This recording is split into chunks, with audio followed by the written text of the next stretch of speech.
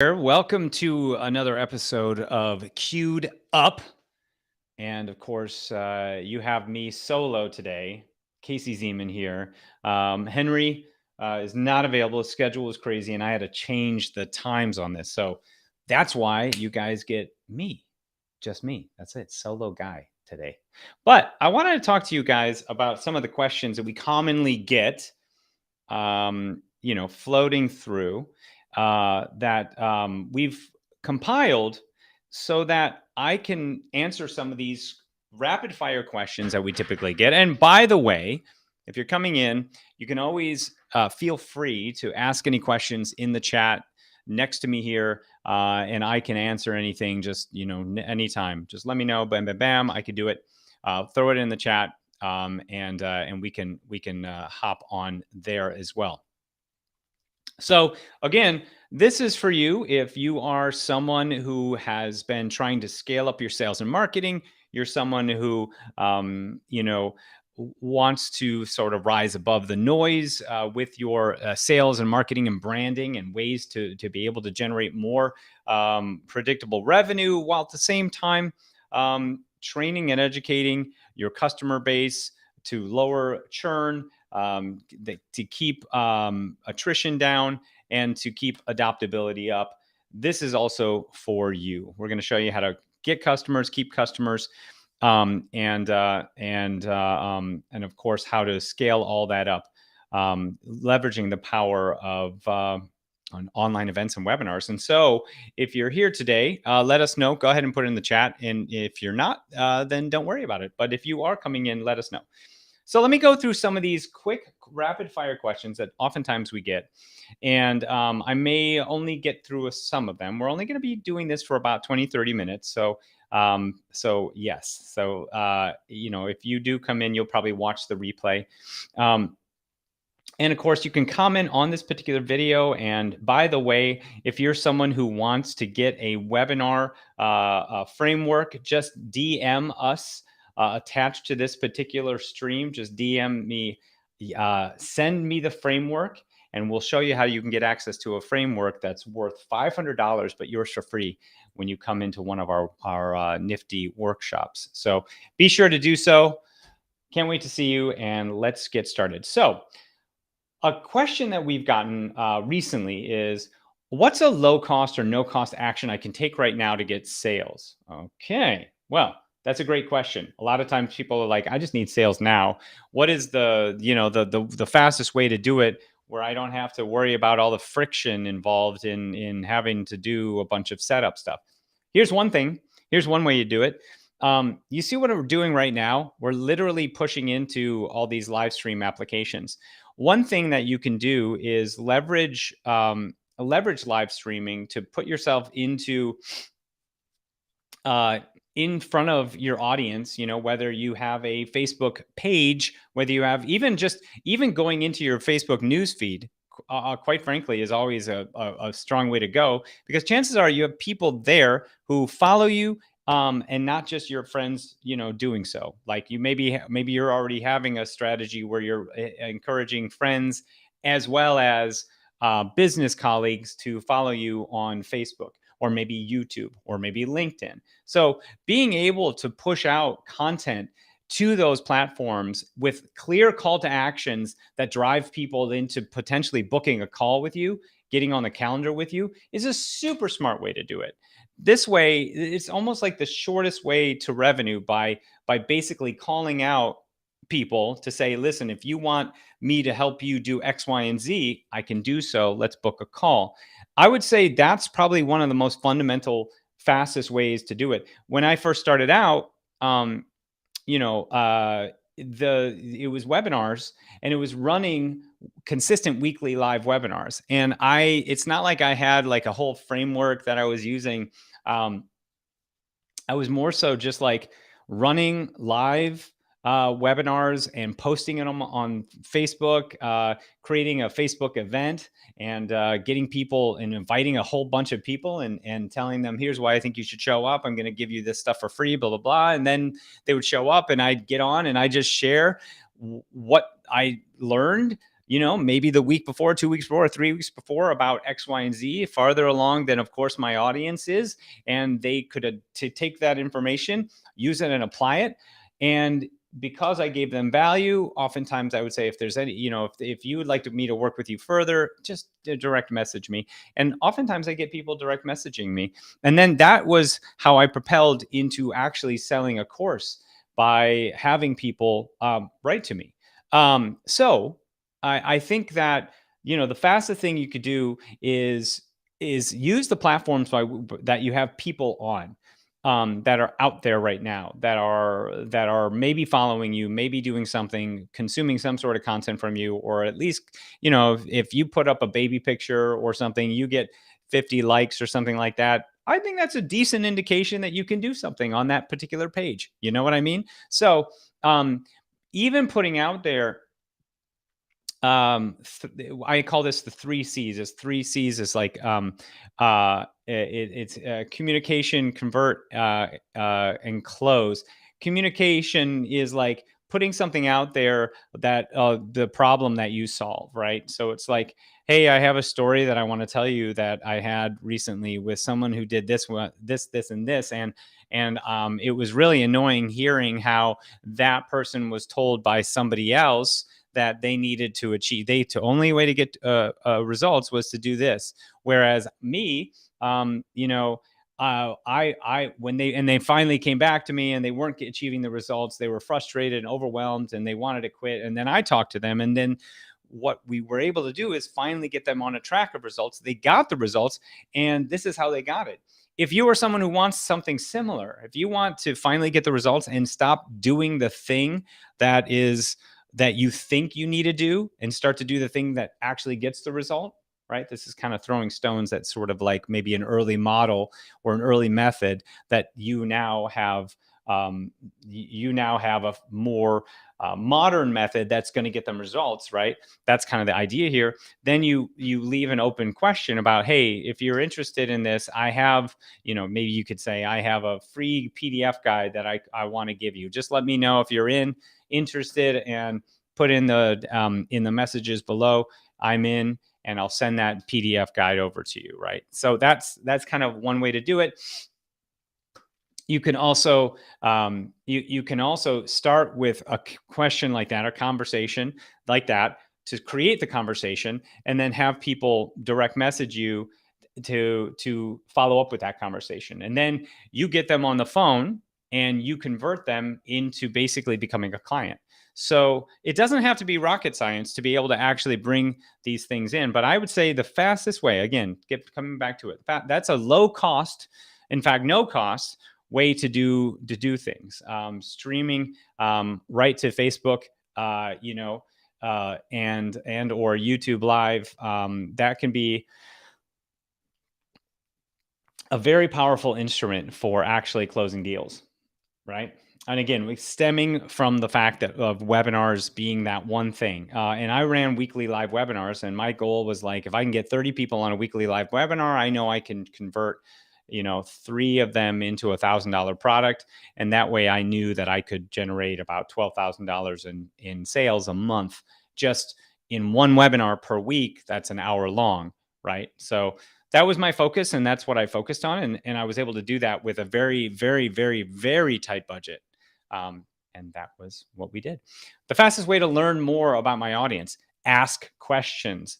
What are you going to do? You're going to go study your audience. Can you go into an encyclopedia and study your audience? Can you go into Google and study your audience? Can you go to ChatGPT and study your audience? Yes, because they're pulling in from a few different resources that probably put that information out there. But the best way for you to learn more about your audience is to ask the question. Survey the source. I always say, survey the source. Go back and find out what that audience is needing.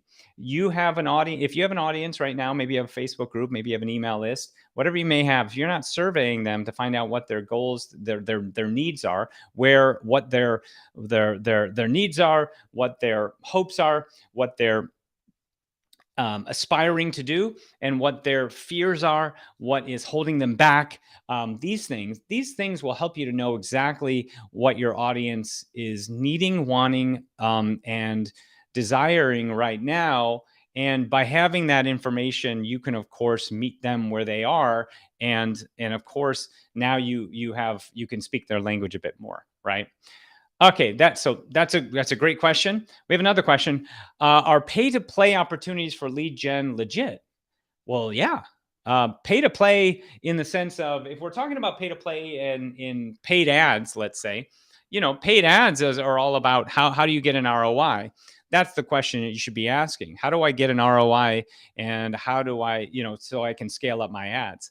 Um, Now, there are other pay to play opportunities that, like, as an example, you may pay someone 20, $30,000 and they can email your offer to their email list. Maybe they have a 500 to a million person email list, and now you're trying to drive people, let's say, to a webinar. You pay them 30, 50,000, drive them to a webinar, and now it's up to you to try to do the selling. So there is a little level of risk. There is a level of risk because you need to be able to figure out how you can gain ROI. Pay to play is all about reverse engineering an ROI process. How do I achieve a return on my investment from this thing I'm going to spend money on? Whether it's you sponsoring an event, and paying $5,000 for a booth, or up to, geez, man, I mean, I've spent $50,000 on building this beautiful booth at this conference, and at the end of the day, it absolutely did not help in the sense of, we didn't we didn't get customers from the event. And it was interesting because, that was something I was like, oh well, we didn't really achieve an ROI. But one thing that we did achieve, and here's an interesting thought on this, is that once we did that live, we had a beautiful booth and we were out there and doing our thing. But that event, they oversold us on how many people were going to be there, what kind of people they were. It was just bad in that sense. However, the benefits were that the all my team was together. We had a beautiful, easy webinar booth, and while at the same time, we also had our videographers there, and so we were shooting video constantly. We were shooting video when someone would come up to the booth. We were shooting video of me inviting people to a webinar at the booth. Right? What else were we doing? We leveraged that content over and over and over again. We used that social proof of the booth to help generate sales and revenue. So, I oftentimes, you see that you may spend money on something. You have to see if there's a hard ROI, and also almost like an assisted ROI, so to speak. How did this investment assist in ROI in some other fashion, right? So, that's where that booth, actually, we did see some benefit to that, because it was because we were able to leverage those assets that we created over and over again. So, in the sense of, if you get people, let's say, registered for a webinar, and you paid somebody 20, 30,000 for access to their email list, and they were able to get you 3 to 4,000 registrants on a webinar, but the webinar bombed, let's say, whatever happened, maybe, the tech went down or something. Now all of a sudden, with that, now you have, yes, it happens, but now at the very least, also, you have 4,000 customers, or 4,000 people on an email list that you now get to email, right? You can actually reach out and connect with them and all sorts of stuff. So there's benefit to that. And that's an asset that you can now go back to over and over again, right? So that is a good thing. So anyway, pay to play opportunities, yes, they're legit. they're not, that you have, it's hard to find the ROI, and you have to think about the ROI and how do you reverse engineer it. And also, how do you think of hard ROI and like almost like assisted ROI. Okay. Here's a good one. What are the features every good ad should have? Yeah. I think that I always look at like what is the top of the food chain. I think the top of the food chain is going to be video. So being able to create an ad and then a video that talks to your audience specifically, calls them out and says, "Hey, Coach Consultant, if you've been trying to gain more revenue and you notice that you've been having an issue with growth on a consistent monthly basis, I have a 5-step system that I want to invite you to, where in those 5 steps, I'm going to show you the fastest way to growth in the next 30 days. Go ahead and click, so a video can oftentimes give people the fastest way to see the possibility. A good video has continuity on the message a good ad has continuity in a video, continuity in the description, right? And it sort of, and then it has good continuity on the page that you're sending them to, let's say, right? And I always look at that, like, because the best results that we've ever had is where there was a common experience from the ad to where they're going, right? When there's been disassociation with it, where the ad speaks on something and then that goes to a page that doesn't feel the same in terms of continuity, those ads oftentimes don't work as well, right? But when we've seen is when there's a good stream of continuity from, and you maybe even see the same person, maybe you even see a second video that goes into more detail on the like a registration page, let's say, or some sort of landing page of some kind with maybe a video sales letter on it that expands on what the person did in the ad. That oftentimes can do well. But when there's a disassociation where, an ad that then goes to a page that you don't feel the same branding, that can cause a problem. So I'd say, and I'm not an ads person, so I would say that's the thing I can speak on the most, is that, you want to be able to grab someone's attention within the first few seconds, right? So you're going to tell them, what they're experiencing, the pain they're experiencing. You're asking them, are you suffering from this? So I'm going to be sharing with you this in this workshop. And this is like a 30-second to 1-minute video, basically, right? Okay. Okay. I love my ads, but I don't think they're getting in front of the right people. How do I fix it? Yeah, I mean, obviously, it's communication. It's like, what are you communicating?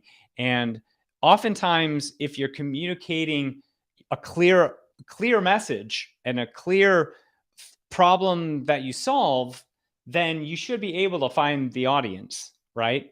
In a video, when in an ad, I always think it's important to like call out who it's for, what you're solving, and and then the result, right?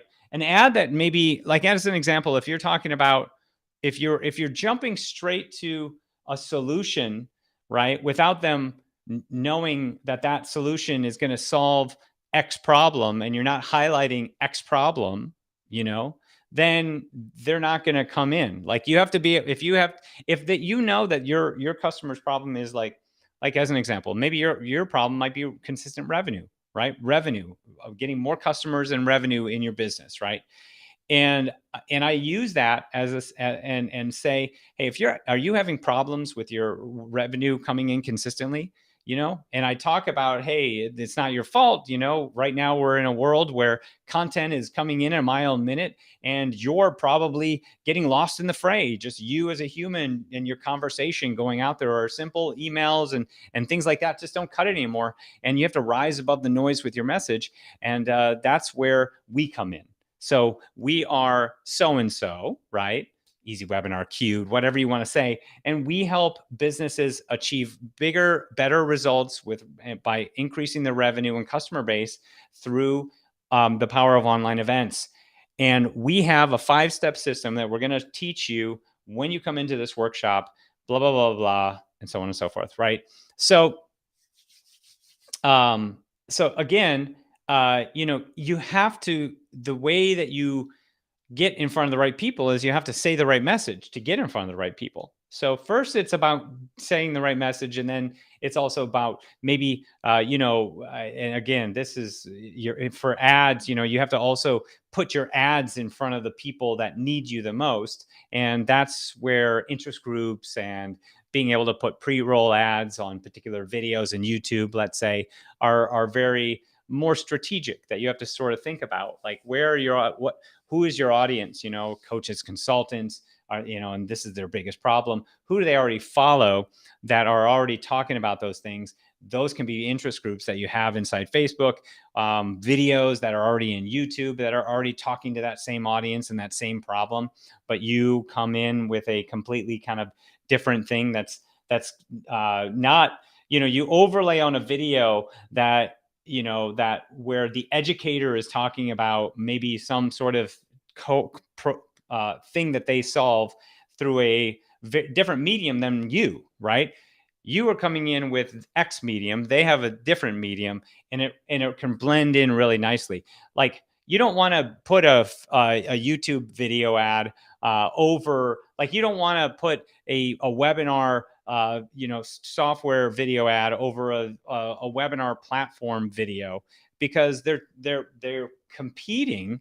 And unless it's really strategic, like, hey, you're going to be watching a Zoom video in 1 second, I just want to let you know that Zoom is not the best platform for you if you're trying to generate sales and revenue in your company. Zoom is a meeting platform, but if you're ready to join a platform that was designed for sales and marketing, click here. You could do something like that over more, like a Zoom video, right? And target those. But again, the best way to do it is oftentimes find someone who talks to your audience and have your video as a pre-roll ad before they talk to that audience, or a mid-roll ad whilst they're talking to that audience. So, okay. This is the last question I'm going to answer, and then you guys can let me know what you think about all the business that I just shared. How do I establish trust and social proof when I've only had a few clients? How do I know if my pricing is right? Oy, okay. So, if you've had a few clients, then that's all you need, right? Go back to those clients and ask those clients to shoot you a video, a testimonial video, case study video about where they were before they came to work with you, and where they are now, right? And pricing, by the way, just to get clear on what pricing is based on results. So let's say that you're helping someone lose weight. Well, you've helped them lose weight in 30 days, but what's the benefit of the result that they're achieving, right? Well, now after 30 days, this person was able to find the love of their life, or have they've had this enough self-respect to quit the job they were in, find a better job with higher pay, and finally find the love of their life. So that, if that's the result that someone has achieved from working with you, you tie that back into your price. Like, what is being able to generate 35% more revenue in the year, find the love of your life, feel better about yourself, and live life on your own terms worth, right? So that's basically how you should be pricing your products. Okay. Think about what people are already achieving. Use that as a barometer to push out. And then if you're really trying to figure out pricing, you can always survey and go through a pricing, kind of A/B testing pricing and things like that.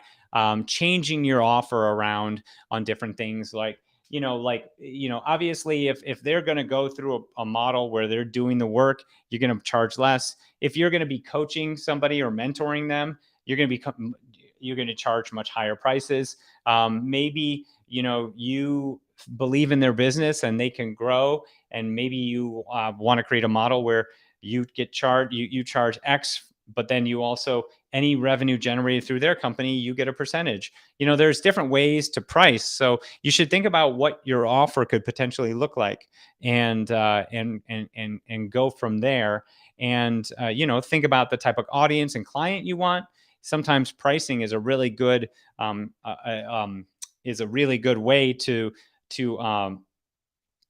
siphon the right audience to you, right? Obviously, it's about, like, you have to qualify your audience a bit. So pricing is a qualifier, and so think about how you can have your pricing be a qualification tool in talking and establishing the right clientele. Okay, that's it, guys. Hope you enjoyed this live stream. And again, as I said, you can talk to us in the chat, ask questions, and again, if you want access to a webinar playbook framework that's valued at $500, and this framework is intended to drive and adopt more sales revenue and customers, then be sure to DM us, or put it in the chat below, or put in this chat, in this comment section for this particular video, that you're interested, and we'll send you access to an invitation to a webinar. So we'll see you there. Thanks again, everybody. I'll talk to you soon, and have an amazing